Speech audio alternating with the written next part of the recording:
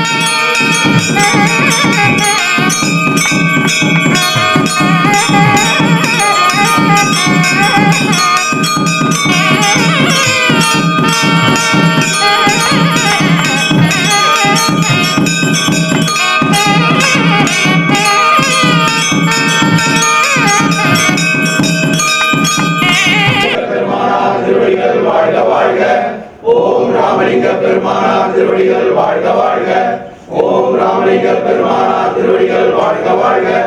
ஓம் ஞானகுரு அருமையா திருவடிகள் வாழ்க வாழ்க. திருவடிகள் வாழ்க வாழ்க. ஓம் ஞானகுரு அருமையா திருவடிகள் வாழ்க வாழ்க. ஓம் ஞானகுரு ஞானக்கடல் கமலக்கண்ணையா திருவடிகள் வாழ்க வாழ்க. ஓம் ஞானகுரு ஞானக்கடல் கமலக்கண்ணையா திருவடிகள் வாழ்க வாழ்க. ஓம் ஞானகுரு ஞானக்கடல் கமலக்கண்ணையா திருவடிகள் வாழ்க வாழ்க. ஓம் அகத்திய மாமுனிவர் திருவடிகள் வாழ்க வாழ்க. ஓம் அகத்திய மாமுனிவர் திருவடிகள் வாழ்க வாழ்க. ஓம் அகத்திய மாமுனிவர் திருவடிகள் வாழ்க வாழ்க. ஓம் திருவள்ளுவர் சம்பமூர்த்தி மாமுனிவர் திருவடிகள் வாழ்க வாழ்க. ஓம் திருவள்ளுவர் சம்பமூர்த்தி மாமுனிவர் திருவடிகள் வாழ்க வாழ்க. ஓம் திருவள்ளுவர் சம்பமூர்த்தி மாமுனிவர் திருவடிகள் வாழ்க வாழ்க. குருவாழ்க குருவே வாழ்க வாழ்க.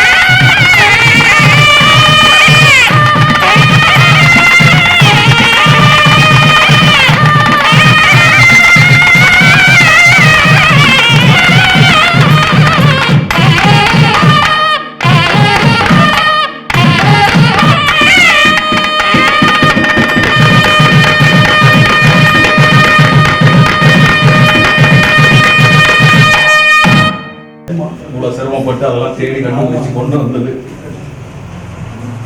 ஐயா வானதி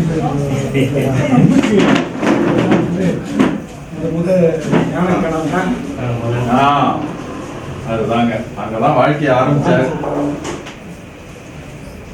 அப்புறம் திருவருட்பாவுக்கு உரை எழுதுனதுன்றது பெரிய விஷயம். நல்ல அரேஞ்ச்மெண்ட். அப்பா அம்மாவும் தான் வந்து இந்த இதை திறந்து வச்சாங்க. இன்னைக்கு நீங்க வந்து இதை திறந்து வச்சிருக்கீங்க. எங்களுக்கு ரொம்ப பாக்கியம், ரொம்ப சந்தோஷம். ஆனால் ஐயா வந்து வானதி பேர்ல எப்பவுமே ஒரு பெரிய அன்பு.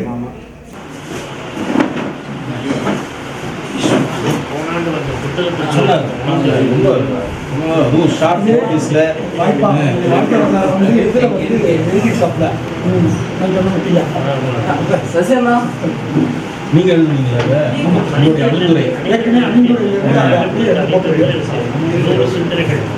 நேற்று தான் காலையில சொன்னாங்க. உடனே வந்து அதை ரெடி பண்ணி இன்னைக்கு இந்த இதை கொடுத்துட்டாக்க நல்லா இருக்கும் அப்படின்னாங்க. உடனே பிரிண்ட் பண்ணி ஆனால் ஐயா வந்து ஒரு சித்தராகவே வாழ்ந்து நமக்கெல்லாம் ஒரு வழிகாட்டி. சித்தர் மேலே தொடக்க சித்தர் அதுலேருந்து முதல்ல ஒரு இது போனாங்க. வரக்கர் சித்தரை பார்க்கும்போது அதெல்லாம் ஒன்றுமே இல்லை. ஆண்டு வந்தது வெறும் தான் புரியுது. சதுரகிரி அது பயங்கர வெளியே உலகத்துக்கு கொண்டு வந்தது அது மாணவி போட்டதுனால உலகம் பூரா போச்சுங்க. அதுதான் முக்கியம். புக்கு எழுதுறதுக்கு வெளியே கொண்டு வந்து உலக காட்டணும் இல்லையா?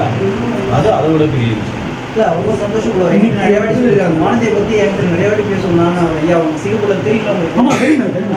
அதெல்லாம் என்கிட்ட ரொம்ப இது பண்ணுவார். மானதிக்கிட்ட ரொம்ப இது நெருக்கமாக அந்த பணம் அனுப்புறது கொள்வது அந்த விஷயங்கள் எல்லாமே பேச மேற்கொள்ளுங்க அப்படின்னு சொல்லிட்டு ரொம்ப சந்தோஷப்படுவார். எல்லாம் வந்து இந்த மாதிரி பண்ணி ஐயாவுக்கு மேலும் மேலும் இது பண்ணுறது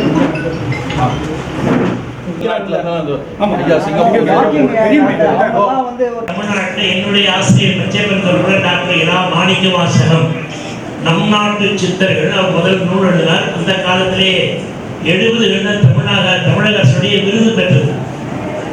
அவர்தான் இன்னும் இருக்கிறார். 88 வயசு அவருக்கு இருக்கிறார். ஆனா அவர்கள் தொடர்ந்து குறிப்பிட்ட ஒரு துறையில மட்டும்தான் போறாங்க. வள்ளலார் அல்லது திருமூலருடன் இருக்கிறார். இன்னொருத்தர் குறிப்பிடத்தக்கவராக இருந்தால் விவேகானந்த கல்லூரி தமிழ் தத்துவத்துறை தலைவராக இருந்த TN கணபதி. அவர் ஆங்கிலத்தில் தான் எழுதி உலகம் பூரா போச்சு. ஆனால் தொடர்ந்து சித்தர்களை பற்றி கிட்டத்தட்ட 70 ஆண்டுகளாக, ஏன்னா அவருடைய 35 வயசுல இந்த ஞான திட்டம் தொடங்கி ஐயா ஆறுமுகம் ஐயா அவர்கிட்ட போய் சரணாகதி அடைந்து அவர் மூலமாக கற்ற அந்த சித்தர் நெறியை பிடித்து கொண்டு தொடர்ந்து 60 ஆண்டுகளாக அதே பணியில் இருந்தார். ஏன்னா கிட்டத்தட்ட 86-7 நான் ஐயாவோட தொடர்பு இருக்கேன். ஞானக்கண்ணன் 89 நான் 89 அந்த நூலை பார்த்த பிறகுதான் நான் பாண்டிச்சேரியில் அவர் பார்த்தேன். பாண்டிச்சேரிக்கு வருகிற வாய்ப்பு எனக்கு பணி நிமித்தமாக கிடைத்தது. ஆண்டுக்கு எப்படியும் 10 முறை அல்லது 12 முறை வருவேன். வருகிற பொழுதெல்லாம் ஐயாவை சந்திக்கிற வாய்ப்பு. ஐயாவுக்கு ஒரு பழக்கம் அன்பு அதிகபட்சம் அவரே தேடி வந்துடுவார். நீங்கள் எங்கே இருக்கீங்கன்னு சொல்லுங்க, நான் வந்துடுறேன். நான் தங்கியிருக்கிற ஹாஸ்டலுக்கு விடுதிக்கு வந்துடுவார். அதனால் அப்பா அவருக்கு ஒரு சாரதியெல்லாம் இருந்தால் நல்ல சாரதிகள். எங்கள் Pondicherry guest house, university guest house 14 kilometre, அதுலேயே பைக்கில் வந்துடுவார். அதனால் அவர் வாழ்நாள் முழுவதும் ஞான தேட்டர் உங்குதேர் வாழ்க்கை அம்சிறை தும்பி போல கடைசி வரைக்கும் படித்துக் கொண்டே இருந்தார், எழுதி கொண்டே இருந்தார். என்னுடைய கணிப்பை பார்த்தால் தமிழ்நாட்டில் முழுக்க வாழ்நாள் முழுமையும் எல்லா சித்தர்களையும் பற்றி ஆய்வு செய்தவர் ஐயா கமலக்கண்ணன். குறிப்பிட்ட 2 பேர் சொன்னேன், அவங்க குறிப்பிட்ட 2 பேரோட நின்றுட்டாங்க. ஆனால் கமலக்கண்ணன் ஐயா போகரை பற்றி எழுதுவார், காலாங்கிநாதரை பற்றி எழுதுவார், திருமூலரை பற்றி எழுதுவார், பாம்பாட்டி சித்திரை பற்றி எழுதுவார், ரிப்பு முனிவரை பற்றி ரிப்பு துதி எழுதுவார், சைவ சித்தாந்தமும் எழுதுவார், அதில் சிந்தனை எப்படி இருக்குன்னு பார்ப்பார், வள்ளலாரை பற்றி நுட்பமாக ஆய்வு செய்வார், 4 திருமுறைகளுக்கும் உரை எழுதுவார். இது எங்கே புரிஞ்சிக்க மாட்டாங்கன்னு சொல்லி 6ஆம் திருமுறை நுட்பம் என்று அதிலிருந்து தனியாக எடுத்து நூல் போட்டுவார். அந்த நூலைத்தான் மிக விரிவாக சொக்கநாதர் கல்யாணம் பண்றோமா மேல் சொக்கநாதர் திருமணத்தில் அன்றைக்கு இருந்த முதல்வர் இருந்தார். அவர் வந்தார், அவரே வந்து வெளியிட்டார். அவருக்கு ரொம்ப மகிழ்ச்சி அன்றைக்கு அந்த விழாவில். பல நூல்களை இங்கே வெளியிட்டிருக்கிறோம். குறிப்பிட்ட சில நூல்களை மண்டபத்தில் வெளியிட்டிருக்கிறோம். எல்லா சித்தர்களையும் ஆய்வு செய்த ஒரே பெரும் சித்தர் நம்முடைய ஐயாப்பா அவர்கள். சித்தர்களை பற்றி ஆய்வு செய்த அறிஞர்களை நாம் சந்தித்தவன், அவர்களோடு இருந்தவன். அந்த வரிசையில் பார்த்தால் இந்த 69 நூல்களில் கிட்டத்தட்ட ஒரு 60 நூல்கள் சித்தர்களை பற்றி தான். திருவள்ளுவரே அவர் சித்தராக தான் பார்க்கிறார். திருவள்ளுவரை பற்றி நாம் நூல் எழுதினால் கூட அவரையும் அவர் சித்தராகத்தான் பார்க்கிறார். ஞானவட்டியான் தொடங்கி, ஏன்னா உலகத்துக்கு தெரியாது திருவள்ளுவர்னா திருக்குறள் மட்டும்தான் தெரியும். ஆனால் திருவள்ளுவர் பேர்ல 12 நூல் இருக்கு. திருமூலர்னா திருமந்திரம் தான் தெரியும். திருமூலர் 21 நூல் இருக்கு. இதுவரை எல்லாம் கண்டுபிடித்து விரிவாக ஆய்வு செய்தவர் ஐயா கவலக்கண்ணன். பல உண்மைகளை சொல்வதற்கு அவர் தயங்குவதே இல்லை. என்ன சொன்னா சமுதாயத்தில் எதிர்ப்பு வரும், தமிழகத்தில் எதிர்ப்பாங்க. ஆனால் அதை பற்றிலாம் அவர் என்றைக்கும் கவலைப்பட்டதில்லை. தன் கருத்தை ஆழமாக ஆணித்தரமாக பதிவு செய்வதில் சிலப்பதிகாரத்தை பற்றி நூல் எழுத என்கிட்ட தான் கொடுத்து அணிந்திருக்கேன். அந்த அவருடைய நூல்கள் அதிகமாக அணிந்துரை எழுத பாக்கியம் எனக்கு கிடைத்தது. எப்படி போனாண்டு ஐயா பற்றி கரெக்டா அவருடைய முழு கண்டுபிடிப்பும் இந்த அணிந்துரையில் வந்துருக்கு. தெரியல, எனக்கு தெரியாது. அது இளைய நூல் தான். சிலப்பதிகாரத்தை பற்றி எழுதுற கோவலனை கொன்றது யாருன்னு கேள்வி கேட்டுருக்கு. இது வந்து தமிழர்களே கண்டுபிடிக்காத ஒரு செய்தியை சொல்றார். அவன் தமிழ்நாட்டுக்காக கோவலன் அல்ல, கொல்லன் அல்ல, எவனர் தந்த வினைமா நன்கடம் பொன்னோடு வந்து கையோடு பெயர மகனானூர் சொல்லியன் பேரையாற்று வெண்ணுரை கலங்க மகனானூற்று பாட்டை எடுத்துக்காட்டி எவனர்கள் அவள் தான் தங்கியிருந்தாங்க.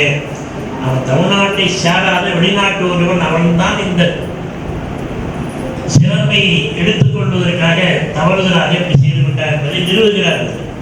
இப்படி பல செய்திகள் அருட்பெருஞ்சோதி வள்ளலாரை பற்றி தமிழ்ல எழுந்து பெருசில்லை, 6 திருமணிக்கு முறை எழுதியது பெருசில்லை. அதுக்கப்புறம் ஒவ்வொரு நுட்பத்தையும் தனியாக எடுத்து சொன்னார். அகவலுக்கு தனியாக நூல் எழுதினார். ஆனால் அதுக்கப்புறம் அது 8 மொழிகளில் மொழிபெயர்ப்பு. உலக வரலாற்றில் ஆங்கிலத்தில் தான் மொழிபெயர்ப்பாங்க. ஸ்பானிஷ் இருக்கு, பிரெஞ்சில் இருக்கு, தெலுங்கு, கன்னடம் வரைக்கும் வேற மொழிகளில் மொழிபெயர்க்கிறது சிறப்பு பெற்றது. ஒரு ஆங்கிலத்தில் செயின்ட் ராமலிங்கரை பற்றி ஆங்கிலத்தில் ஒரு அருமையான நூல் எழுதினார். அதற்கும் நான் ஒரு ஃபார்வேர்ட் கொடுத்தேன், அறிந்துரை கொடுத்தேன். ஆனால் அது இங்கே தமிழ்நாட்டில் கிடைக்கிற பூரா உலகத்தில் இருக்குமே. சிங்கப்பூருக்கு வந்திருக்காரு. யாரு சிங்கப்பூர்ல இருந்து சிவப்பு வரைஞ்சிருக்காரு. அவர் எல்லாத்தையும் அவர் வாங்கி போயிட்டாரு. எங்க கேட்டாலும் வாடகை எங்க சார் இங்கே இல்லை, 1000 காப்பி அவர் வாங்கி போயிட்டாரு, எல்லாம் வாங்கி போயிட்டாரு. அதனால இனிமேல் கூடுதல் அறிஞர் தமிழ்நாட்டிற்கு கிடைக்கணும். அந்த அளவுக்கு டிமாண்ட். எதுக்கு சொல்லுவாருன்னா, 5000 உடனே போய் கேட்டீங்கன்னா கிடைக்காது. நீங்கள் 10 பேர் கேட்டீங்கன்னா அப்புறம் அவர் ஒரு 200 காப்பி போடுவார்.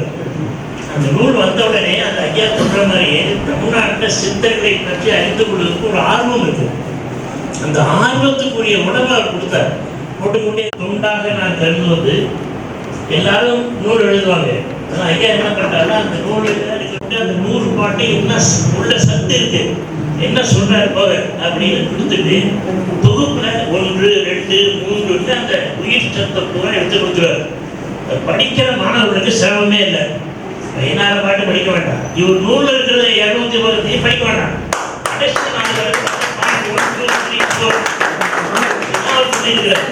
அப்படின்னு எடுத்து ஆணைத்தரமாக பதிவு செஞ்ச பெருமை. எங்களுக்கெல்லாம் என்ன வருத்தம்னா, இனி யார் அதை செய்ய போறாங்க? பொறுமையா உட்கார்ந்து படித்து குடம் எடுத்து யார் செய்ய போறாங்க? இன்னைக்கு ஐயாவுடைய இதில் கலந்து கொள்வதற்காக சென்னையிலிருந்து அந்த வானதி பதிப்பகம், அவர் ரொம்ப பிடித்த பதிப்பகம். என்னுடைய நினைவு சரியா இருப்பான ஒரு 50 ஆண்டுகளுக்கு முன்பு திருக்கடையூர்ல முதல்ல சந்திக்கிறார்ல. 59ஆம் ஆண்டு 1984 திருக்கடையூர்ல இவங்க அப்பா ஐயா திருநாவுக்கரசு பெரியவருக்கு 59 தொடக்கத்துக்கு திருக்கடையூர்ல ஐயா போறாரு. அப்பதான் ஞானக்கடனுடைய முக்கியமான சில பகுதிகளை எல்லாம் எல்லாரும் கொடுக்குறாரு.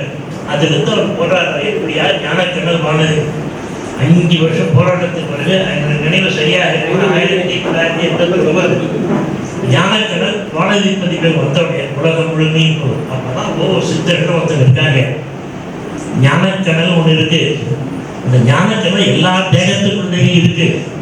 அது எங்க இருக்கு, எப்படி பணி செய்யுது என்பதை விரிவாக விளக்கிறார். அதுக்கப்புறம் தான் உலகம் முழுமையும் சித்தர் விழிப்பு வந்த உடனே 1989 தொடங்கி இப்ப ஒரு நூல் போட்டிருக்காரு, திருவள்ளுவர் வாழ்க்கை சரித்திரம். இப்போ 2 மாசத்துக்கு அதுல வானதி பதிப்பு கொண்டிருந்த 49 நூல் வரிசையில் 1989 தொடங்கி இப்ப 2024 வரைக்கும் 5000 நூல் ஆண்டு வரிசையா நூல பெயரை போட்டு இன்றைக்கு ரொம்ப வரவேற்பு இருக்கு.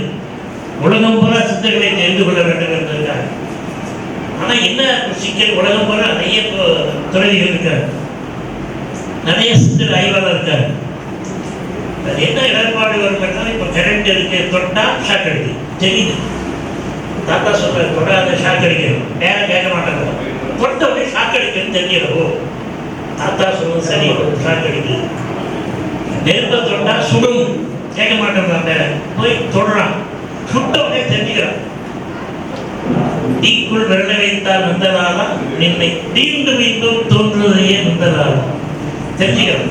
ஐசில கை வச்சா 5 நிமிஷம் மறுத்துடும். அதே மாதிரி மெய்ஞானத்தில் இந்த பாதையில் இந்த தவத்தில் இங்கே இருந்தால் இப்படி நின்றால் ஞான கடல் உள்ளுக்குள்ளே எரியும் என்பதை அனுபவபூர்வமாக சீடனுக்கு கொடுத்தவர் ஐயா பார்க்கலாம்.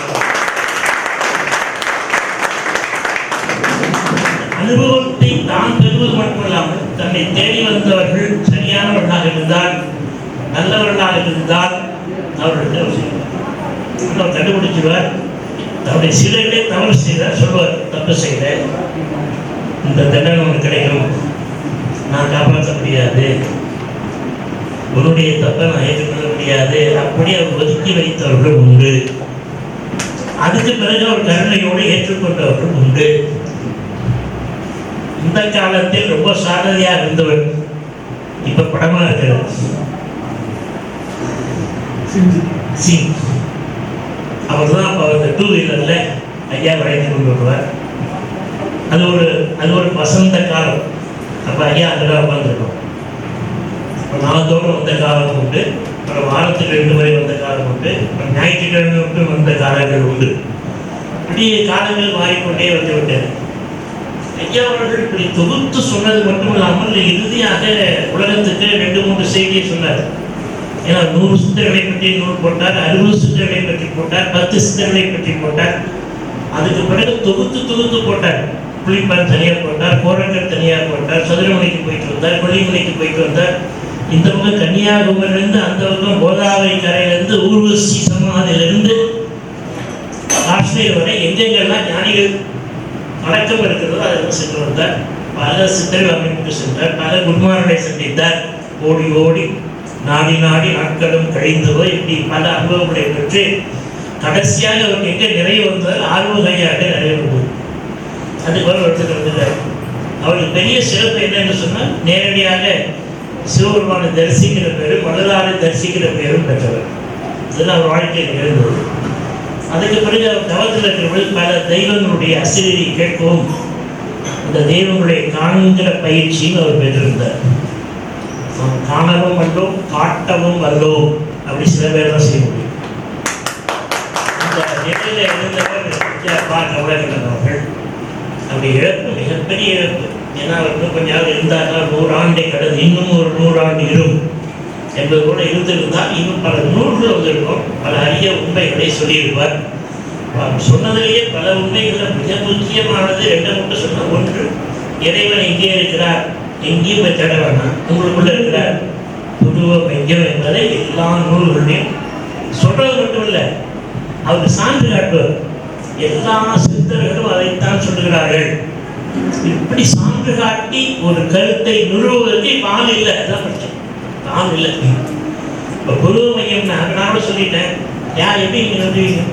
100 சித்தர்கள் நூல், அந்த நூலில் இருக்கிற அணிந்துரை தான் இது போன்ற எழுது. தயவு செஞ்சு அந்த நூலை பற்றி எல்லாரும் வாங்கி படிக்கணும். அந்த 100 சித்தர்களை எடுத்து அந்த 100 சித்தர்களும் ஒரே செய்தியை தான் சொல்கிறார்கள் எவ்வளவு நாள் அவர் படிச்சிருக்கோம், அவ்வளோ படிச்சு தேர்ந்தெடுத்து நெற்றிக்கு நேரே புதுவத்தி இடைவெளி உற்று உற்று பார்க்க ஒளிவுடன் மந்திரம் பற்றுக்கு பற்றாய் பரமன் இருக்குமிடம் சிற்றம்பலம் என்று நான் சேர்ந்து கொண்டேனே. திருமந்தத்தில் இருக்கு. ஆனால் சார் 3000 பாட்டி 3 தடவையாவது படிச்சாதான் சார் இந்த பாட்டி என்ன சொல்லுதுன்னு தெரியும். அப்படி படித்து படித்து தேர்ந்து நம்ம கொடுக்க, இதுக்கு பேர் தாய் கருணை. சொல்லணும் அவசியம் இல்லை. அவர் புத்தகத்தை பல புத்தகத்தை படிச்சுட்டு தான் நான் உடனே டக்குன்னு ரெஃபர் பண்ணுவேன். என் கையில் புத்தகம் இருக்கிறதுனால எங்க சொல்லிட்டு நாங்களும் தான் படித்தோம், இத்தனை முறை படிச்சா. ஆனால் இந்த பாட்டு இருக்குன்னு தெரியலையே. பச்சமத்திக்கலே வச்ச ஆச்சாரியின் நிச்சலும் நினை என்ற அப்பொருள் உச்சிக்கு கிழது உள்ளாத்துக்கு மேண்டது வச்ச பதம் என்று வாய் தரவாதே. நானும் திருமந்திரம் பல நாள் படித்தேன்.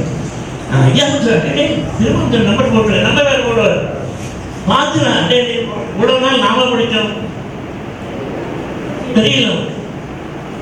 உச்சிக்கு கீழடியே உள்ளாதுக்கு மேலடியே வச்ச விளக்கு எச்ச நெறியதடி என் கண்ணம்மா இந்த வைத்திருந்து பாறை நடி அழுகலை சித்தன். ஐயா பார்த்தா நான் எல்லாத்தையும் கட்டுப்பிடிக்கிறது. ஏன்னா அவன் வேகமாக படிச்சுப்பேன். 1000 வேலை இருந்தது, 100 வேலை வகுத்து அதிகம். ஆனால் ஐயா உட்காந்து எல்லாத்தையும் நோட் பண்ணி அது ஒரு ரெடி ரெக்கனர். இன்னைக்கு வேற சமுதாயத்திற்கு சித்தர் இலக்கியங்களை தெரிந்து கொள்வதற்கு அது ஒரு கலை களஞ்சியம். அப்படி நோட் பண்ணி ஒரு என்சைக்ளோபீடியா ஆஃப் சித்தர் லிட்ரேச்சர் கலை களஞ்சியமாக. இந்த விழாவுக்கு இவங்க வந்திருக்காங்க, பாண்டிச்சேரி தாகூர் கலைக்கல்லூரி தமிழ் துறை தலைவர் டாக்டர் எம்.இ. கிருஷ்ணகுமார் மாதம் தமிழ்துறை தலைவராக பொறுப்பேற்றிருக்கிறார். சென்னை அரும்பாக்கம் வைஷ்ணவ கல்லூரியிலிருந்து தமிழ் பேராசிரியர் ராமராஜன் இருக்கிறார். எங்க கூட வந்தாங்க. எங்க 2 பேருமே என்னுடைய மாணவர்கள். நான் சொன்னேன், நான் ஐயாவுக்கு மாணவர், நீங்க வந்து எங்க ஐயா பாத்திர எங்க காலம்லாம் நெருங்கிட்டு, அதனால் நீங்க இனிமே தொடருங்க இந்த சித்தர் ஆய்வு என்று அந்த 2 பேரையும் அழைத்து வந்தாங்க. அவர் அடிக்கடி எல்லா நூலையும் சொல்வது, உங்கள் உயிரை தெரிந்து கொள்ளுங்கள். உங்க உயிர் எதுன்னு அவர் கூட சொல்றார். உயிர் தான் இறைவன். அதுக்கு எத்தனை பாட்டு சான்று கொடுக்குறாரு. ஒரு கருத்தை கண்டுபிடிச்சாருன்னா அவர் கண்டுபிடிக்கல, சித்தர் நூல்லேருந்து எடுத்து அதுக்கு ஒரு 10 பாட்டு எடுத்து கொடுத்துவாங்க. எல்லா சித்தரும் உயிர் தான் கடவுள், சீவன் என்ன சிவன் என்ன வேறு இல்லை, இந்த சீவனார் சிவனாரை இதுவரை காணவில்லை. ஏன் குருபுரான் கிடைக்கல? குருபுரான் வந்து காட்டி கொடுத்த பிற்பாடு இந்த ஜீவனார் சிவனாரை கண்டபின் இந்த ஜீவனார் சிவனாயிட்டு இருப்பாரு. அதனால பல ரகசியங்களை எல்லாம் பெரும்பாலும் சொல்ல மாட்டாங்க. ஏன்னா இந்த துறையில் பல ஆண்டுகள் இருந்தது, பெரும்பாலும் சொல்ல மாட்டாங்க. சொல்லாம மறைத்திருந்த இந்த துறையை முதல்ல உடைச்சி, இந்த வேலையெல்லாம் உடைச்சி தமிழா இந்தாவும் ஞான சொத்து அப்படின்னு வெளியே கொண்டாந்து கொடுத்துருக்காரு பாரு. அவருக்கே தமிழகம் நன்றி கடன் பட்டிருக்கிறோம். பெரிய தாய்வுள்ளவன் சவுலபியம் எளிவந்த தன்மை, அவ்வளவு பெரிய நிலையிலிருந்து கீழே இறங்கி வந்து எல்லாத்தையும் சமமா பழகி அவருக்கு நோக்க வானதி சார்பை தேடி பார்க்கணும் பெரிய கட்டாயம் இல்லை. நான் பாண்டிச்சேரி வரவங்களாம் என்ன வந்து பார்க்கணும் கட்டாயம் இல்லை. நான் வீட்டு கடைக்கு போயிருக்கேன். அவரே இல்லை நான் வந்துடுறேன்னு கையில் உட்காந்து வந்துடுவார். என்ன காரணம்? எப்படியாவது சித்தர் இலக்கியம் பதிப்பாகணும், எப்படியாவது உலகம் புறா போகணும், எப்படியாவது இவங்க மூலியமா அவங்க மூலியமா எப்படியாவது சித்தர் இந்த கருத்து இந்த ஞானம் போய் சேர வேண்டும் என்பது நோக்கம். அதான் அந்த நோக்கம் தாய்க்குள்ள. அப்படி பாடுபட்டு இவ்வளவு நாள் கொண்டு வந்து சேர்த்துட்டாரு. நமக்கு என்ன பொறுப்பு? இனி அவர் கொண்டாந்ததை பாதுகாப்பு. கொண்டு வந்த மெசேஜ் இருக்குங்களா? கொண்டாந்ததுன்னா புத்தகம் இல்லை, அந்த மெசேஜை நாம் எப்படியா உருவாக்கி கொண்டு நாம் அதுவாகி ஈவ பிரம்ம ஐக்கியம் சொல்றாங்க, தான் அதுவாதல் அம்மையமாதல், அந்த நிலைக்கு நாமும் சென்று இந்த ஞானத்தை எப்படியா உலகத்துக்கு கொண்டு செல்ல வேண்டும். அது நம்ம ஐயா ஜோதிகுமார் டாக்டர் அவர்கள் நிச்சயமாக செய்வார்கள். உறுதுணையாக இவ்வளவு பேர் இருக்கிறீங்க. உங்கள் உறுதுணையோடு தொடர்ந்து இந்த பணி நடைபெறும். நம்ம ஐயா வானதி ராமநாதன் இருக்காங்க, அவங்களும் தொடர்ந்து ஐயா நூல்களை கண்டிப்பாக அதை பதிப்பிக்கணும், பதிப்பித்து கொண்டே இருக்கணும். ஏன்னா எதுவுமே அடிக்கடி சொல்லிக்கிட்டே இருந்தால் தான் நினைவு இருக்கும். அடிக்கடி சொல்லிக்கிட்டே மறந்துடுவாங்க ஜனங்க. நினைவு தெளிவிடும். ஞானத்தின் அடிப்படை நினைவு தான், எல்லாம் நினைவுல தான்.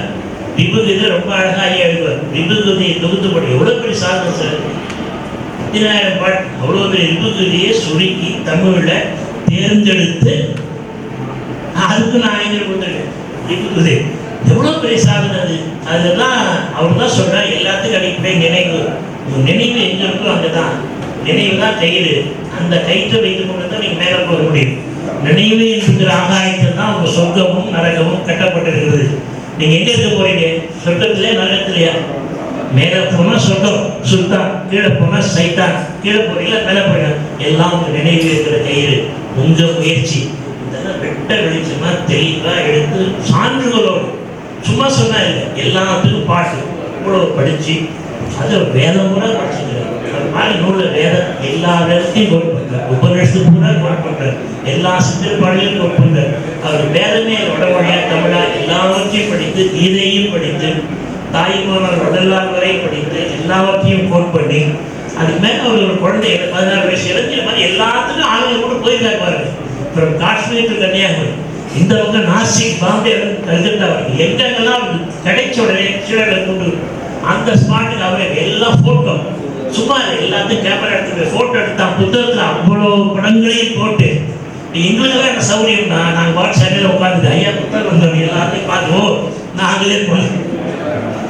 எங்களுக்கு ரொம்ப எளிமையாக இவ்வளோ செய்தி எப்படி கிடைச்சிருப்பீங்க? ஐயாவுடைய உழைப்பு. அப்பாவுடைய தோலை உட்காந்து பார்த்து பையன் அப்பா எனக்கு நல்லா தெரியுது, அப்பாவுக்கு தெரியல, அப்பா தோல் மேலே பையனை பார்த்துக்கிறேன். அந்த மாதிரி என்னை போன்ற ஆய்வாளர்கள் தான் ஐயா கமலக்கண்ணனுடைய உழைப்பு, அந்த உழைப்பு மேலே உட்கார்ந்து கொண்டு நாங்கள் சித்திரலைக்கிட்டே தெரிந்து கொண்டோம். அவர் புகழ் வாழ்க, அவர் திருவடிகளை வணங்கி உங்கள் அனைவருக்கும் வாழ்த்து சொல்லி தொடர்ந்து அவர் நெறியை எடுத்து சொல்வோம். சித்த நெறி போற்றுவோம். அனைவருக்கும் வணக்கம்.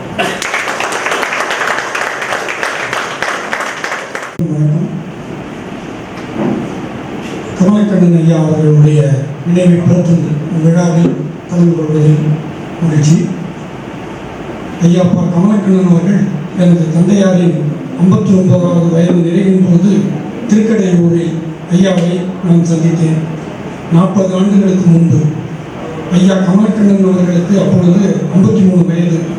ஞானக்கண்ணன் நூலில் உள்ள முக்கிய ஞான செய்திகளை அச்சடித்து எல்லோருக்கும் அப்பொழுது வழங்கினார்கள் சிறு புத்தகமாக. அதிலிருந்து அந்த நூலின் விரிவாக்கத்தை ஞானக்கடல் என்று இப்பொழுது நாங்கள் மாணவர் படிப்பம் வெளியிட்டு அது இப்பொழுது 10 பதிப்புகளை கண்டுள்ளது. 5 ஆண்டுகளுக்கு பிறகு 1989 ஐயாவின் முதல் நூல் ஞானக்கடல் மாணவர் படிப்பம் வெளிவந்தது. இன்று 10ஆம் பதிப்பாக வெளிவந்துள்ளது.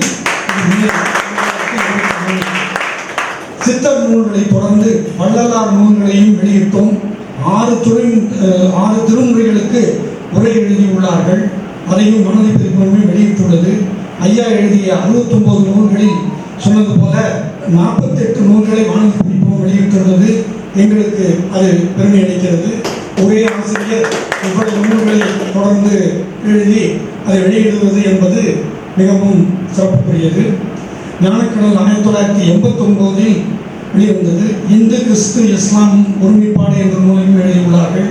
திருவருட்பா 6 திருமுறைகளுக்கும் 30 திரட்டையும் எழுதியுள்ளார்கள். 100 சித்தர்களின் ஞான தத்துவ அனுபவங்களையும் எழுதி ஐயாவின் நூல்களை அதிகமாக விற்பனையாகின. சொன்னது போல தமிழில் மட்டுமல்லாமல் ஆங்கிலத்திலும் எழுதி அது இப்பொழுது பல வெளிநாடுகளிலும் விற்பனையாகிறது. குறிப்பாக நமது அண்டை மாநிலங்களிலும் பெங்களூர், கர்நாடகா போன்ற மாநிலங்களிலும் மற்றும் சிங்கப்பூர் மற்றும் மலேசியா, பல ஜெர்மன் போன்ற நாடுகளிலும் ஐயாவின் நூல்கள் சென்றடைவதற்கு ஆங்கிலத்திலும் அவர்கள் எழுதியிருப்பதுதான் காரணம். ஐயா மறைந்தாலும் அவரின் எழுத்துக்கள் என்றும் நிலைத்து நிற்கும். அந்த வகையில் அவர்கள் கேட்டுக்கொண்டது போல மனதில் வைப்போம் ஐயா அவர்களின் நூல்களை தொடர்ந்து வெளியிடும் என்பதை ஐயாவும் ஐயா என்று நான் குறிப்பிடுவது எனது தந்தையாரையும் ஐயா என்று நான் குறிப்பிடுவேன். ஐயா வானதி திருநாவுக்கரசு அவர்களும் எனது தாயார் காளிமீனாட்சி அவர்களும் இந்த நினைவு இல்லத்தை அப்பொழுது திறந்து வைத்தார்கள். அதே போல இன்று எனக்கு அவர்களது மகன் திரு ஜோதிகுமார் அவர்கள் ஐயாவின் நூல்களை நூலகத்தையும் திறந்து வைப்பதற்கான வாய்ப்பை ஏற்றுக் கொடுத்ததற்கு மிகவும் அவர்களுக்கு நன்றி தெரிவித்துக் கொள்கிறேன். ஐயா வழியில் அவர்களுடைய குமாரரும் மருமகள் அவர்களும் இதை தொடர்ந்து நடத்தி ஐயாவின் பணிகளை தொடர்ந்து செய்ய வேண்டும் என்று கேட்டுக்கொண்டு, வருங்கால சந்ததியினர் அவர்களுக்கு விட்டு சென்ற பெரிய பொக்கிஷம் அவரின் நூல்களே. அந்நூல்களை பாதுகாப்போம், அவர் போற்றும் சித்தர் நெறியை போற்றி வளர்ப்போம்.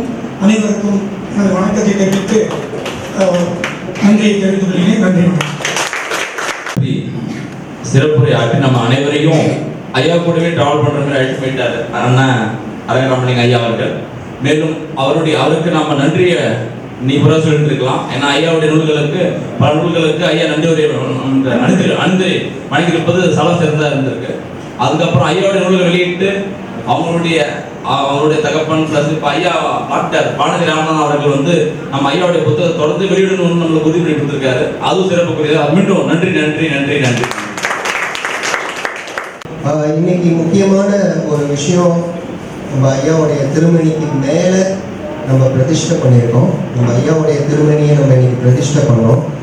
அதுக்கு மேலே ஒரு சிவலிங்கம் ஒன்று வச்சுருக்கோம். அந்த சிவலிங்கம் நம்ம நார்மலாக பார்க்குற அந்த சிவன் கோயிலில் இருக்கிற சிவலிங்கம் மாதிரி இருக்காது. இதில் ரொம்ப ஸ்பெசிஃபிக்காக ஒரு கலர் காம்பினேஷன் இருக்கும். நீல கலரில் அந்த ஆவுடை, அதுக்கு மேலே செழுஞ்சுடரில் சிவலிங்கம், கீழே தாமரைப்பூ. அதுக்கு நீங்கள் இன்னைக்கு நல்லா கவனிச்சிருந்தீங்கன்னா அதுக்கும் நாங்கள் பூ போட்டு துண்டு போட்டு வணங்கினோம். அதை தான் ஐயா இப்போ ரொம்ப நேரமாக பேசிகிட்டு இருந்தாங்க. அதில் நிறைய அவங்களே சொல்லிட்டாங்க. நம்மளுடைய ஐயாவுடைய புத்தகத்தில் ஒவ்வொரு புத்தகத்துலேயும் ஒவ்வொரு நாளும் ஒவ்வொரு நிமிஷமும் அவர் சொல்கிறது, நம்மளை சிந்திக்க சொல்கிறதும் அந்த சிவலிங்கத்தை. அப்போ அந்த சிவலிங்கம் அப்படிங்கிறதுக்கு பல அர்த்தங்கள் வச்சுருக்காங்க. பட் நம்ம ஐயா தான் அதோடைய உண்மையான ரீசன், அதோடைய உண்மையான அர்த்தத்தை பல புத்தகங்களை எழுதிட்டாங்க. இறைவன், தெய்வம், கடவுள் அப்படிங்கிற அந்த மூணுத்துக்குமே டிஃப்ரென்ஸ் உள்ளவர் நம்ம ஐயா. இறைவன் அப்படிங்கிறவங்க பரபிரம்மம், எங்கும் நீக்கமாக இருப்பவர். தெய்வம் அப்படிங்கிறது டெய்டிஸ், தெய்வங்களாக இருக்காங்க, ரூபத்தில் இருக்காங்க தெய்வங்கள். மனிதர்களும் தெய்வங்களாகும். கடவுள், கடத்தின் உள்ளே இருப்பவன் கடவுள், உடம்பினுள் உருபொருள் கண்டேனே. அந்த கடவுள் அப்படிங்கிறது தான் அந்த ஜீவன். அந்த ஜீவன் என்ன ரூபத்தில் இருக்கு அப்படின்றதுக்கு ஐயா அவருடைய நூல்களில் பல நூல்களில் ரீசன்ஸ் கொடுத்துருக்காங்க. ஒவ்வொன்றுத்துக்கும் ரெஃபரன்ஸும் கொடுத்துருக்காங்க. உச்சிக்கு கீழே உண்ணாவுக்கு மேலே இதன் வச்ச விளக்கு எரியுதடா ஞானக்கணி.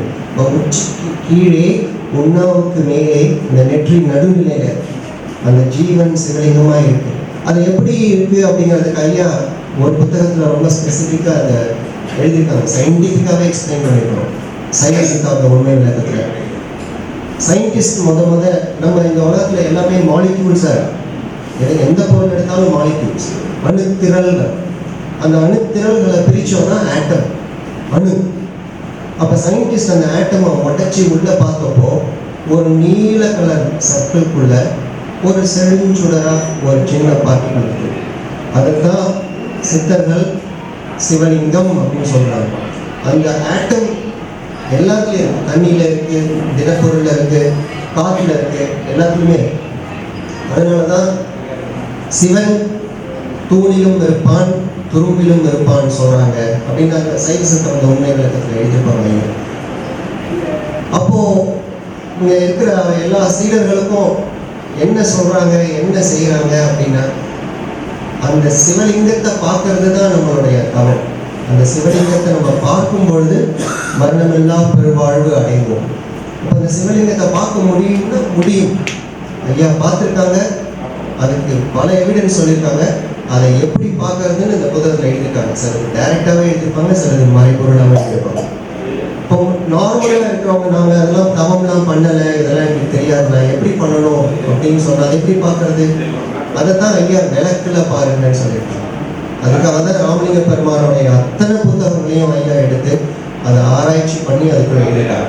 அந்த சிவலிங்கம், இப்போ நமக்குள்ள இருக்கிற அந்த ஜீவன் சிவலிங்கம், அதுதான் விளக்கு ரூபத்திலேயே இருக்கு, விளக்காவே இருக்கு.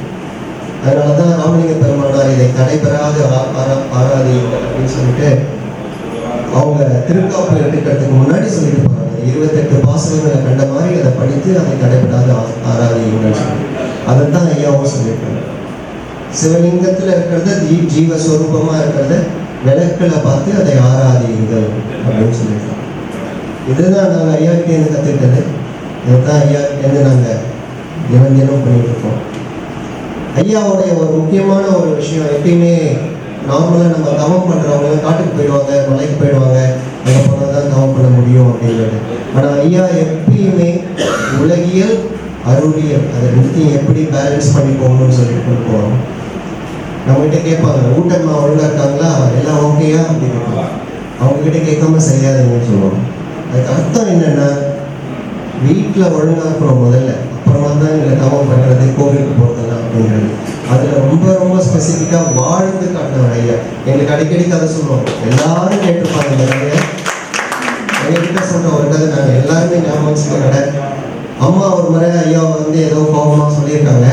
அப்போ ஐயா கம்முன்னு இருக்கிறாரு, எந்த ரெஸ்பான்ஸுமே இல்லாமல். அப்போ அம்மா கேட்டாங்களா, நான் செவத்துக்கிட்டே பேசிகிட்டு இருக்கேன், அவங்ககிட்ட தானே பேசிகிட்டு இருக்கேன்னு சொன்னாங்களாம். அவர் அதுக்கும் ஓம்னு சொல்லிட்டு கம்முன்னு இருந்தார்.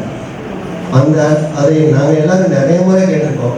அதுக்கு அர்த்தம் என்னன்னா, வீட்டில் இருக்கிறவங்க கிட்ட ஃபேமிலி மெம்பர்ஸ், உங்களுடைய ஃபேமிலி ரெஸ்பான்சிபிலிட்டி, சோஷியல் ரெஸ்பான்சிபிலிட்டி, அது எல்லாத்தையும் முதல்ல பண்ணணும். அட் த சேம் டைம் நம்மளுடைய ஸ்பிரிச்சுவல் ஜேர்னியும் கொண்டு போகணும். அது ரெண்டுத்துலேயும் காம்ப்ரமைஸ் எதுவுமே பண்ணக்கூடாது அப்படிங்கிறது தான் அந்த ஜேர்னி. அதுதான் எங்களுடைய ஐயாவுடைய நாங்கள் மிகப்பெரிய பலமாக நாங்கள் கற்றுக்கிறது. அதை டெய்லி பண்ணணும்னு அவருக்கு எப்படியும் கேட்டுக்கிறோம். நன்றி. கல்வியை ரத்தன சுருக்கமாக சொல்லிவிட்டு போயிருக்கார், மிக்க நன்றி. அதை தொடர்ந்து அண்ணன் வெங்கடேசன் அவர்களை சிறிது ஐயா பற்றி பேசுவார். அருட்பெரும் ஜோதி அருட்பெரும் ஜோதி தனிப்பெரும் கருணை அருட்பெரும் ஜோதி. குரு பிரம்மா குரு விஷ்ணு குரு தேவோ நமஸ்கார. குரு சாட்சாத் பரபிரம்மம் தஸ்மை ஸ்ரீ குருவே நமः. அருவாக நம் அனைவரும் சிரசிலும் இருக்கும் நம் ஐயாவிற்கும், ஐயா எங்கேயும் போல நம்ம அருவா நம்ம சிரசெல்லாம் இருக்கிறாங்க. குருவாக ஐயாவின் உருவமாக நம்மை வழிநடத்த அமர்ந்திருக்கும் ஐயா ஜோதிகுமார் அவர்களுக்கும், டாக்டர் ராமநாதன் ஐயா அவர்களுக்கும், பேராசிரியர் அரங்க ராமலிங்கம் அவர்களுக்கும், மேலும் இங்கு வந்திருக்கும் பேராசிரியர் அவர்களுக்கும், ஐயாவின் குரலை உலகம் முழுவதும் ஒலிக்க செய்த அண்ணன் சசிகரன் அவர்களுக்கும், மேலும் நம் குடும்ப சகோதர சகோதரர்களுக்கும், அமைந்திருக்கும் அனைவருக்கும் என்னுடைய தாழ்மையான வணக்கங்கள். பேராசிரியர்கள் புலவர்களாக இருக்கீங்க, மன்னிக்கணும். ஏதாவது தமிழில் என்ன, நாங்கள் புலவர்கள் இல்லை, கலோக்கியல் லாங்குவேஜில் சம்டைம் நம்ம பேசுவோம், அது மன்னிக்கணும். அதுக்கு ஐயாவின் அருள் கனிவு நம்மை வழிநடத்தும் விதம் என ஐயாவின் தெய்வீக குணங்களை பற்றி சொல்ல வார்த்தைகள் இல்லை. என்ன இப்போ சொல்லிட்டு போனாங்க காட்டி. ஸோ அதுக்கு ஒன்றுமே இல்லை. இப்போ ஐயா கூட சொல்லிட்டு இருந்தாங்க, நம்மளோட குறைகளெல்லாம் கேட்டு கேட்டு இப்படி வழி பண்ணுங்க அப்படி பண்ணுங்கன்னு சொல்லிட்டு இருப்பாங்க. யாருக்கு சொல்றது? கண்டிப்பாக இருக்கிறாங்க, ஐயா இருக்காங்க, ஐயா உருவில் இருக்கிறாங்க, எப்பயும் நம்மளை விட்டு போக மாட்டாங்க. அதுக்கு முடியவும் இல்லை. ஐயா நம் அனைவருக்கும் நம் தந்தையாகவும் கடவுளாகவும் இருந்து நம்மை காத்தார்கள். இப்பொழுது ஜோதியாக இருக்கிறார்கள், அவ்வளோதான். ஸோ நம்ம அதை பற்றி ரொம்ப யோசிக்கணும்னா ஜோதியாக தான் இருக்கிறாங்க. So nothing to worry about. நம்மை காப்பார்கள் என்று ஆணித்தனமாக கூறி இந்த தருணத்தில் ஐயா நமக்கு முத்து முத்தாக கொடுத்து சென்ற ஞான பொக்கிஷங்களில் முதல் பொக்கிஷமான ஞானக்கடலிலிருந்து சில கருத்துகள், நான் நிறைய நேரம் எடுக்க மாட்டேன்னு நினைக்கிறேன், மன்னிக்கணும். சில ஞானக்கடலிலிருந்து சில நினைவு கூற விரும்புகிறேன். இந்த புத்தகத்தை பாருங்க, 1989ஆம் ஆண்டு முதல் பதிப்பு. நான் ப்ரிப்பேர் பண்ணுறப்ப 2016 9வது பதிப்பு அப்படின்னு நினச்சிட்டு இருந்தேன். ஆனால் இப்போ ஐயா வந்தோடனே கேட்டேன், ஐயா 2014 அப்புறம் ஏதாவது போட்டிங்களான்னு. அப்போ சொல்கிறாங்க 2023 ஒரு பதிப்பு, 10ஆம் பதிப்பு. யோசிச்சு பாருங்க, இந்த காலகட்டத்தில் 6 மாதத்துக்கு அப்புறம் மொபைல் எடுத்து போனால் 2Gயா 3G ஆயிடுச்சு, 3Gயா 4G ஆயிடுச்சு, 4Gயா 6G ஆயிடுச்சுன்றாங்க. இப்போ அதே மாதிரி போனீங்கன்னா C++ன்றான், ++ன்றான், O++ன்றான், 2+ன்றான். அப்படி இருக்கிற இந்த 6 மாசத்துல மாற ஒரு காலகட்டத்தில் எத்தனை வருஷமா? 17 இப்போ ஒரு 23. ஸோ 17 வருடங்களா ஒரே கருத்து ஒரே புத்தகம் வந்திருக்குன்னா அது பொக்கிஷமா இல்லைங்களா? யோசிச்சு பாருங்க. ஸோ இது ஒரு பொக்கிஷம், நமக்குலாம் கிடைச்சிருக்கிற பொக்கிஷம். இதை நம்ம படிக்கணும், நம்ம உருவாக்கணும். இதுல இருந்து சில கருத்துக்களை நான் பரிமாறேன். இந்த நூலுக்கு 3 அறிந்துரைகள் பாருங்க, 3 அணிந்துரை. யார் எல்லாம் மகான்கள் தான். நான் பேசுறது இருக்கா? நிறைய பேர் தூங்கிறாங்க, நடுவில் கை தட்டுங்க, தூக்கம் கலையும். சோ பாருங்க, 3 மகான். முதல்ல ஸ்ரீமுகம் எழுதி யாரு? ஜகத்குரு. யாரு ஜகத்குரு? ஸ்ரீ சங்கராச்சாரிய சுவாமிகள். அணிந்துரை திரு குன்றக்குடி அடிகளார். அதுக்கப்புறம் டாக்டர் தண்டபாணி தேசிகர். 3 அணிந்துரை அப்படியே ஃபர்ஸ்ட் பப்ளிகேஷன்லயே. அப்புறம் ஐயா அது வானொலி பதிப்பகம். யோசிச்சு பாருங்க, நினைச்சே பார்க்க முடியாது. கல்கி நாங்க படிக்கிற சின்ன வயசுல வந்திருக்க இந்த பொன்னியின் செல்வன் இதெல்லாம் படிப்போம். அப்படியேப்பட்ட ஒரு புதிய பதிப்பகத்துல இருந்து வந்தது. ஸோ ரொம்ப ரொம்ப ஒரு பெரிய ஒரு விஷயம். இந்த புத்தகம் 5 தலைப்புகளாக கொடுக்கப்பட்டிருக்குது. ஸோ நான் என்ன நினைக்கிறேன், ஒரு 5 மந்திரங்கள் நமசிவாயாவோ இல்லை 5 பூதங்களை பற்றியோ சொல்ற மாதிரி இதுவும் 5 தலைப்பாக பிரிச்சப்பட்டதோ அப்படின்ற மாதிரி ஒரு எண்ணங்கள், அவ்வளவுதான். முதல் தலைப்பு அகர எழுத்தும் ஆதி பகவனும். ஆதி பகவன் எங்க? அகர எழுத்தா இருக்காரோ அப்படின்ற மாதிரி ஒரு கேள்வியோட முதல் தலைப்பை தந்தாங்க. அதுல சொன்ன மாதிரி நம்ம பேராசிரியர் சொன்ன மாதிரி பகவத்கீதையிலிருந்து ஃபர்ஸ்ட் கோட் பகவத்கீதையிலிருந்து தான் கொடுக்குறாங்க. எழுத்துக்களில் நான் அகரமாக இருக்கிறேன் அப்படின்ற ஒரு கோட் கொடுக்குறாங்க. என ஆரம்பித்து சித்தர்கள் மறைமுகமா எழுதாத புத்தகத்தின் எழுத்து. அதுக்கப்புறம் கடைசியா அதுக்கு ஆன்சரும் பாருங்க, யாரும் அறியா அகாரம் அவன் என்று. யாரும் அறியா அகாரம் யாரு? அவன் தான் ஆகாரம் என்று அதுக்கு ஆன்சர் சொல்லிட்டாங்க. சோ யார் சொல்லியிருக்கா? திருமூலர் சொன்னதை கோட் பண்றாங்க. ஐயா சொன்னாங்க பாருங்க, ஜஸ்டிபிகேஷன். ஒவ்வொன்றுக்கும் ஒரு ஜஸ்டிபிகேஷன். அது பாரு, இவர் சொல்லியிருக்காரு, அவர் சொல்லியிருக்காரு. நான் சொல்லப்பா, ஆனா சொல்றது யாருக்கு? நமக்கு. ஆனா சொல்றது யாரு? அவங்க சொன்னாங்க, இவங்க சொன்னாங்க. அதான் ஐயா சொன்ன நம்ம தந்தையா இருந்து காட்டியிருக்கிறாங்க. அதை நம்ம புரிஞ்சுக்கணும். இன்னொன்னு சொல்றாரு பாருங்க, தொட்டு விடலாகாது ஞான மார்க்கம். ஞான மார்க்கம் தொட்டு விடலாகாது. துரிய நிலை நன்றாய் தோன்றும் மட்டும். துரிய நிலை உனக்கு தர முதல்ல தெரிஞ்சிருச்சுன்னா உனக்கு ஞான மார்க்கம் தெரிஞ்சிடணும். காகபுரத்தை சுந்தர் சுட்டி காட்டி நமக்கு சொல்லியிருக்காங்க. ஸோ ஞான மார்க்கம் ரகசியமானது. ஏன் அது ரகசியமானது? பிறவியருக்கும் மாற்றம் உடையது. ஆகவே நாம் ஞானகுருவை தேடி நம்ம எல்லாம் செய்யணும் அப்படின்னு முதல் தலைப்பை நிறைவு செய்யறாங்க. அடுத்தது இரண்டாவது தலைப்பு, இறைவன் படைப்பில் எத்தனை ரகசியமோ யோசிச்சு பாருங்க. கேள்வி கேட்கிற மாதிரி, ஏன்னா நாம் கேட்பது போல் தலைப்பு அமைத்து நமக்கே விளக்கம் தருகிறார் ஐயா. நம்மளாம் எப்படி கேள்வி கேட்போம் அப்படின்னு தெரிஞ்சுக்கணும். கெதியறியா பாவிக்கு இன்னும் கிட்டாது. ஸ்டார்டிங்ல சொல்றாங்க, இந்த நூல் படிக்காதவன் யாரு? அவனுக்கு கெதி அறியாதவனுக்கு. கெதி அறிஞ்சவனுக்கு இந்த நூல் கிடைச்சிச்சு, பரவாயில்ல தப்பிச்சுக்கிட்டே இந்த நூலை படிச்சிட்டியா அப்படின்னு ஆரம்பித்து காலக்கணக்கு, படைப்பின் தொடக்கம், பஞ்சபூதங்களின் தோற்றம், மனிதனின் தோற்றம், மனதின் இயக்கம், மனிதனின் வளர்ச்சி, அழிவு, இதெல்லாம் பத்தி சாப்டர் 2ல ஐயா விளக்கி சொல்லியிருக்காங்க. அதே மாதிரி இப்போ பேராசிரியர் சொன்ன மாதிரி திருப்பி அதே தான், உச்சி குழிக்கு கீழே உள்ளாக்கு மேலே வச்ச பொருளின் வகை அறிவார் இல்லை என்று திருமூலர் வரிகள் மூலம் இறைவன் எங்க இருக்கான்னு காட்டினார் நமக்கு. இறைவன் இருக்கும் இடத்தை விளக்கி கூறி இறைவன் படைப்பில் எத்தனை ரகசியமோ என ஆரம்பித்து இறைவன் நம்முள் தான் இருக்கிறான் என முடித்து நமக்கு உண்மையை சுட்டி காட்டியிருக்கிறார். Second chapter. ஸோ இறைவன் எங்க இருக்காரு? நமக்குள்ளதான் இருக்காரு. தேடுங்க, கிடைக்கும் கண்டிப்பா. மூன்றாவது தலைப்பில் நமனை வெல்லும் ஞானக்கடல். நம்ம யமனையே நம்ம வெல்ல முடியும், மரணமில்லா பெரியவாறு வாழ முடியும் என்று பிறப்பை அறுக்கும் நெறி பற்றி கூறுகிறார்கள். பிறவி பெருங்கடல் நீந்துவர் நீந்தார் இறைவனடி சேராதார். சாரி ஐயா, மன்னிக்கணும். ஏன்னா நாங்க ஏதோ நான் பாட்டு வேகமா பேசிட்டு எடுத்துக்காச்சியா சின்ன குழந்தைய படிச்சு. பிறவி பெருங்கடல் நீந்துவர் நீந்தார் இறைவனடி சேராதார் என ஆரம்பித்து தக்கா தகவலர் என்பது அவரவர் எச்சத்தில் காணப்படும் என முக்திக்கு அடையாளம் கூறினார். முக்தி கிடைக்கிறதுக்கு எப்படின்னு அருமையான தக்கா தகவலர். அது ஏன்னா யாரெல்லாம் சிஷியரா இருந்தோ அவங்களுக்கெல்லாம் அந்த அர்த்தம் தெரியும். ஸோ நல்ல ஞான குருவை சரணடைய வேணும், அப்பதான் நீ வந்து ஞான மார்க்கத்தை அடைய முடியும் அப்படின்ட்டு ஒரு எடுத்துக்காட்டு சொல்றாங்க. ஞான குரு எப்படி இருக்கக்கூடாது, நீ எப்படி ஜாயின் பண்ண முடியாது அப்படின்னு. குருட்டினை நீக்கும் குருவனை கொல்லார், குருட்டினை நீக்கா குருவனை கொள்வர். குருடும் குருடும் குருடாட்டம் ஆடி குருடும் குருடும் குடி விடுமாய். அதாவது குரு நல்லா இல்லைன்னா குடியில போய் விட வேண்டியதான் அப்படின்ற கான்செப்ட திருமூலர் சொன்ன வார்த்தைகளை சொல்லிட்டு எப்படி குரு இருக்கணும்? மருவும் இந்த உடலுக்குள் அழிய போற இந்த உடலுக்குள் உடலை காட்டி வாக்கும் வாக்கருளி மனமும் ஒத்து திருவடியில் அடைய குருமுகத்துவம் அல்லார் சிவானந்த பேதமும் தான் பிரிந்திடாது. நல்ல குரு கிடைக்கலன்னா உனக்கு அது தெரியாதுப்பா. நல்ல குருவை செலக்ட் பண்ணு. அந்த குரு எப்படி இருக்கணும்னு அங்க அடையாளம். நம்மளாம் போனோம்னா ஐயா சொல்லுவார், குரு எப்படி இருக்கணும், குருவோட அங்க அடையாளம் இருப்பார். இவங்க சொல்லியிருக்காங்க, நோட்டீஸ் பாயிண்ட். நம்மளே கேட்காம நமக்கு ரொம்ப இதாக இருக்கும். ஐயா பத்தியா இங்கே பாரு குரு, எனக்கு ரொம்ப குரு கிடைச்சதே ஒரு பெரிய ஒரு அருள் தான். ஸோ ரொம்ப இப்போ எக்ஸ்பிளைன் பண்ணிட்டு இருக்க டைம் இல்லை.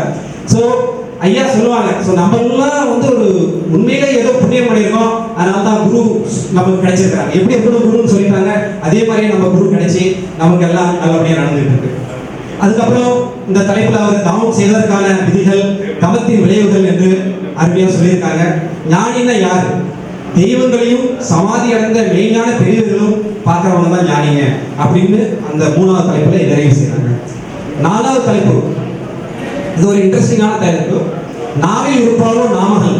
அதாவது நம்ம எல்லாம் சொல்லுவோம் சரஸ்வதி நாக்கில் இருக்கு, சரஸ்வதி நாக்கில் இருக்கு. ஐயா ரொம்ப திங்க் பண்ணி இருந்திருக்காங்க. இந்த பேசுறப்ப கூட ஒரு சில டைம் சொல்லுவாங்க, நாவில் சரஸ்வதி இருக்குன்னா இந்த மாதிரி பொய் பேசுறவங்க, இந்த மாதிரி ட்ரிங்கிங் பண்றவங்க, அவங்களாம் நாவை வந்து யூஸ் பண்றாங்களே, எப்படி நாவில் இருக்க முடியும்? அது வந்து கண்டிப்பா இருக்க முடியாது அப்படின்னு ரொம்ப சொல்லிட்டு இருப்பாங்க. அப்பதான் அவங்க அதை பத்தி எழுதியிருக்காங்க. சரஸ்வதி நாவில் இருப்பதற்கு என்ற கேள்வி ஆகும். ஏன் இந்த கேள்வி? மது, பொய் என பஞ்சமா பாதங்களை செய்பவர்கள் கூட அந்த நாள் தான் யூஸ் பண்றாங்க.